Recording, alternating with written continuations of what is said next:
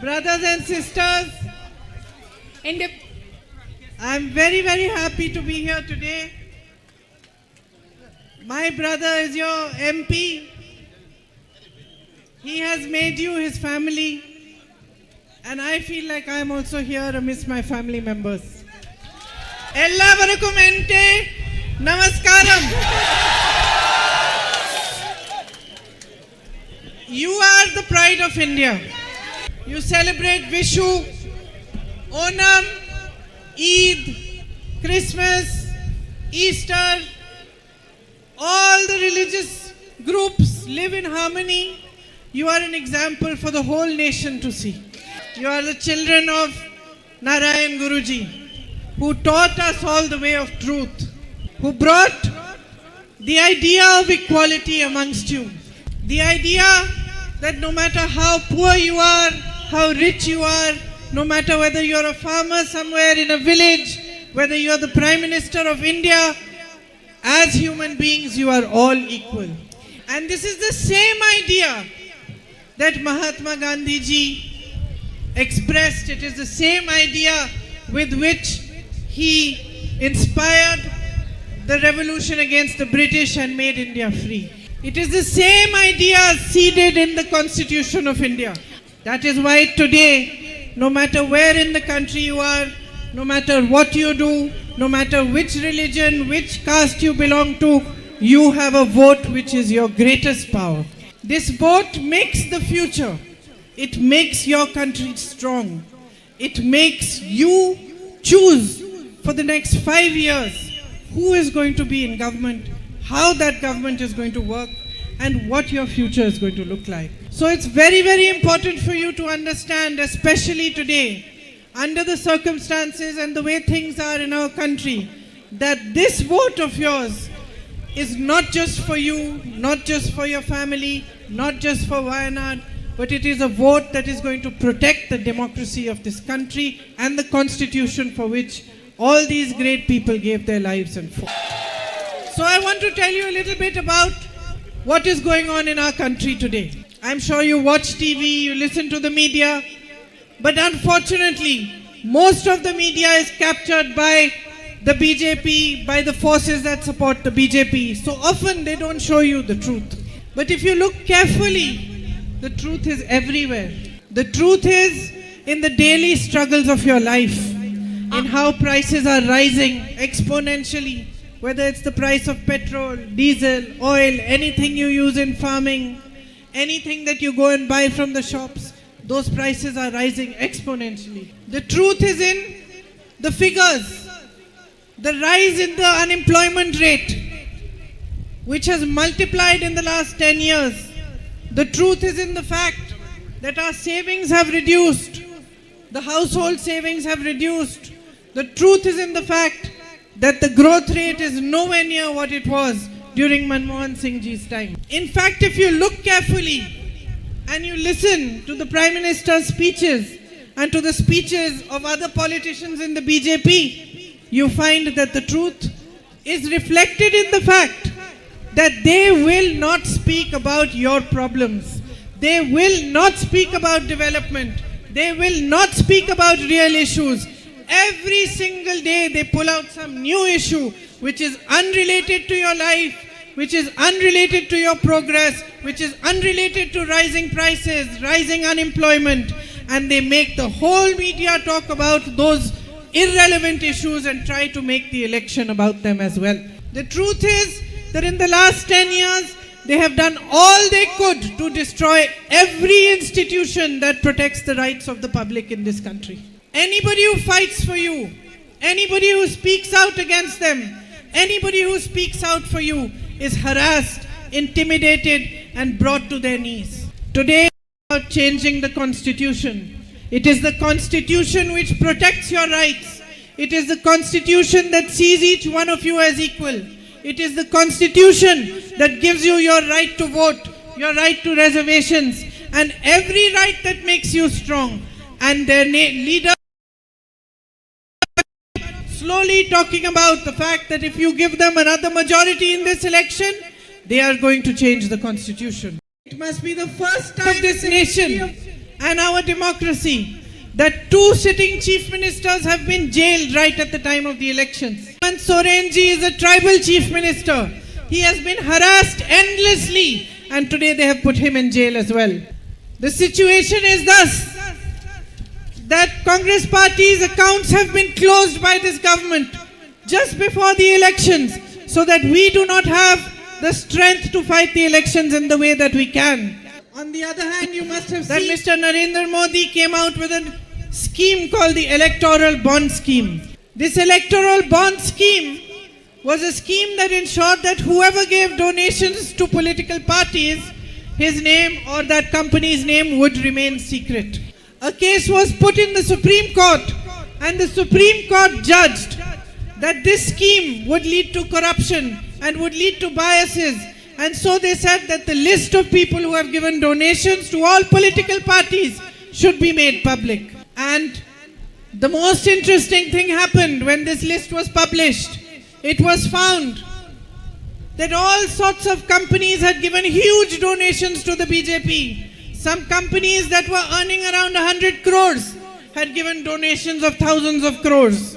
Some companies that had got contracts from the BJP had given big donations. Other companies on whom cases were put, who were raided, who were pressurized, gave donations and those cases were removed. Those raids were stopped. So the situation in the country is that institutions that protect you are being weakened. Democracy is being weakened. Corruption is being made systemic. It's being institutionalized. And worst of all, the Prime Minister feels that he can get away with anything and there is no answerability to the public. So while you're shown beautiful images on TV, while you're shown the Prime Minister looking strong and powerful, what has he done to make you strong?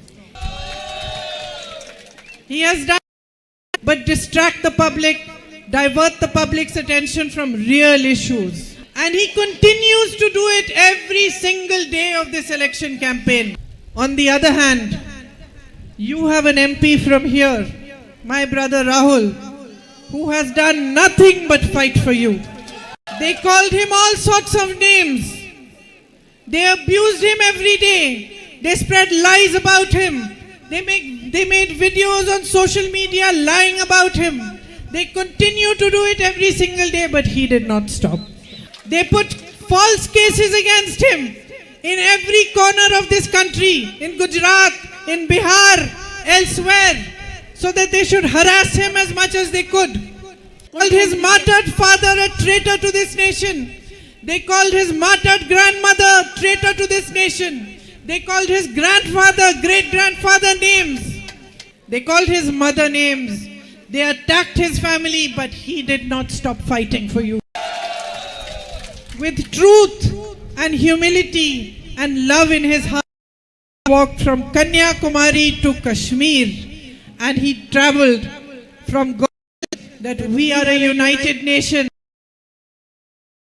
that we must fight for that democracy is not destroyed in our country. They threw him out of parliament. They threw him out of his house. He still did not stop fighting for you. I'm his sister.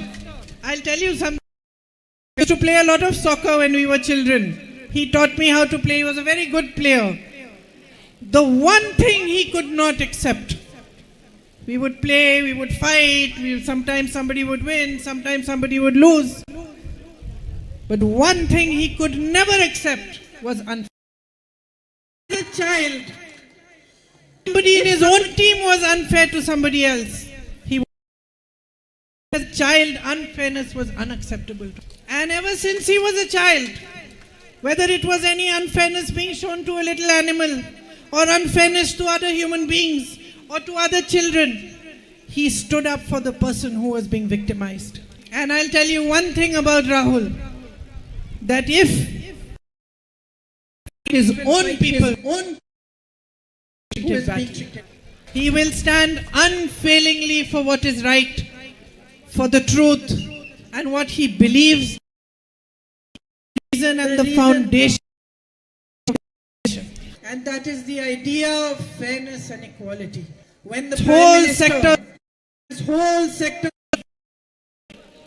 hands the ports, the airport, everything to his rich businessmen friends, and that also only 2 or 3 of them. That is not fairness. That is your wealth which he is giving to those people. When you struggle day and night to make ends meet, to feed your children, to educate them, to find them jobs, and you have no support from your government, and all the support is reserved only for a few people who are the Prime Minister's friends, that is unfairness. When elected governments are brought down by bribing MLAs, by giving them hundreds of crores, when the public has elected them, that is unfairness. When a young boy like Siddharth is tortured and ragged until he passes away, and when there are rooms reserved in universities specially to torture children who go there to study and make a future, and no action is taken against them, that is unfairness. When women are molested or paraded in the way that one lady was paraded in Manipur, or when women are raped like in Hathras and Unnao, and the government protects the rapist, protects the molesters, or turns its face away, that is unfairness. It is unfairness, and it is unacceptable in a democracy. You look at Kerala itself, look at the government that is running here. It is fully colluding with the BJP. The only person they attack is Rahul Gandhi. BJP politicians are caught with crores in their car. No action is taken against them. And please be very alert and notice this, that the Kerala Chief Minister's name has come up in many scams. But nowhere has Modi ji's government taken any action against. Every other opposition leader is attacked, harassed, put into jail, cases are put on them, but not against the Chief Minister of Kerala. And the greatest unfairness that is constantly being perpetrated on the people of India is that they are constantly being distracted and asked to vote on the basis of their emotions, their religion, or their caste. Instead of being asked to vote on performance, on the fact that the government should be creating progress, should be developing this country, should be providing opportunities for education, should be providing centers, hospitals for health, should be creating opportunities of work and jobs and employment for you. This is not Rahul ji's politics. Rahul ji's politics is a politics of truth, of real issues, and of hard work. Through his efforts, projects worth 145 crore road projects have been passed for Wayanad. 54 houses have been handed over to needy people, especially to widowed women and other needy people, and 37 more are in the process of being handed over. 10 smart Anganwadi centers have been opened. Under the funds that every member of parliament gets to spend for his constituency, Rahul ji's is one of the highest spent funds in Kerala for the area of Wayanad. 131 projects have been started with these funds. Projects for drinking water, for tribal colonies, dialysis machines, ambulances, school buses, and libraries. When the night traffic ban became an issue, Rahul ji came here and stood with you and fought for you. And the same thing happened when the demarcation of the buffer zone was taking place. He forced the government to safeguard your livelihood. He raised the Nanjangud-Nilambar railway line issue in Parliament. He raised it with both the Chief Minister of Kerala and the Chief Minister of Karnataka. He constantly works for your betterment. He treats you like family. He feels happy when he comes here and he moves among you. He tries hard to understand what your problems are and in which ways they can be resolved. It is under his leadership that many guarantees have been brought in the Congress manifesto this time, which will benefit the public. Minimum support price for crops will become a law in this country. There will be no question of not getting it. And rubber will be given agricultural status. Today there are 30 lakh jobs, vacancies in the central government. They have not been filled. Today 1 in 3 unemployed youth there are in Kerala, the highest in the country. You are most educated and yet you have the highest rate of unemployment. The Congress party guarantees that it will fill all these vacancies, provide these 30 lakh jobs to young people. In addition, it will come out with an apprenticeship program. So if you are young and you have finished your studies, you will get an apprenticeship that will pay you at least 1 lakh rupees per annum until you find a proper job. Just like 100 days of work was guaranteed in the villages through the Manrega program, there will be an urban guarantee where in the urban areas also jobs will be guaranteed to that extent. 100 days of work will be guaranteed to everyone as a right. Wherever there is a larger tribal population, all those areas will be declared as tribal areas. Forest land claims will be cleared within 1 year and there will be a special sub-plan for SCs and STs and a special budget. In every poor family, the eldest woman will get 1 lakh rupees per year so that she can have some savings. And a health insurance for each and every citizen up to 25 lakh rupees, where you will be able to get health services for free with that insurance, will be put into place for the whole country. There will be waivers on education loans and a 5,000 crore rupees startup fund will be created for all young people who want to start small industries of their own, small little companies of their own, or do a business of their own. They will get money from this fund. These and many others which are in the Congress manifesto are real solutions for your very real issues. So in this election, here in Wayanad especially, I ask you to awaken towards your responsibility. You have a great responsibility towards this nation. When you elect Rahul Gandhi as your MP, you stand for everything that is truthful, everything that is honest, everything that is right in our politics. When you vote for Rahul Gandhi, you stand against the unjustness of handing over all the wealth of this nation to 2 or 3 people, and you stand for the idea that the wealth of the nation belongs to the public and it should be put back in the hands of the public. When you vote for Rahul Gandhi, you stand for justice, you stand for democracy, you stand for the strengthening of our institutions, and you stand first and foremost for yourselves. So I urge you to support him, to stand shoulder to shoulder with him in this great fight for the democracy of our nation. I urge you to walk with him on this difficult and arduous path he has chosen, on the path of truth. As his sister and your sister, I can tell you, he will work with complete dedication for you as he has done in the last 5 years. He will work day and night to resolve your issues, and he will always be by your side, no matter what difficulties you go through. You have listened to my words very carefully. I hope that you will remember them on the day that you go for polling.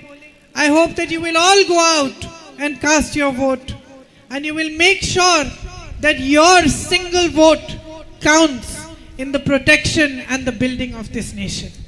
Because we all love our country. We love its land, this land, the oceans, the rivers, the jungles.